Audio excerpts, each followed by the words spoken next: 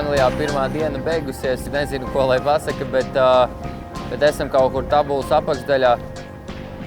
Treniņos diezgan pozitīvi izskatījās ar automašīnas regulējumiem un visu to, kā mēs gājām uz priekšu.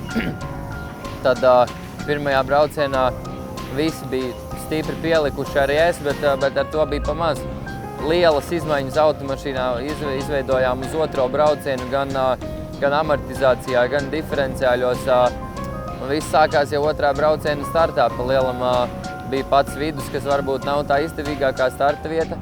Aizbraucu trešais pamattrasē un uzsitu Gronholmam, bet parasti, ja sacensībās uzsit, tad kā bumbiņi tur atlec atpakaļ un jūs visi braucat tālāk, bet tagad bija vienkārši, ka es pat neuzsitu, bet paņēmu un uzbraucu uz otras mašīnas virsmu. Abi saķērāmies, sagriezāmies un pēc tam turpinājām braukt.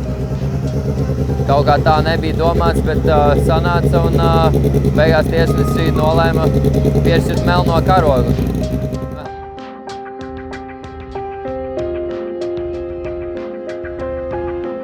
Rītbūs mums vēl 2 braucieni priekšā, un tiešraidi varat skatīties BSVAR Sport TV kanālā.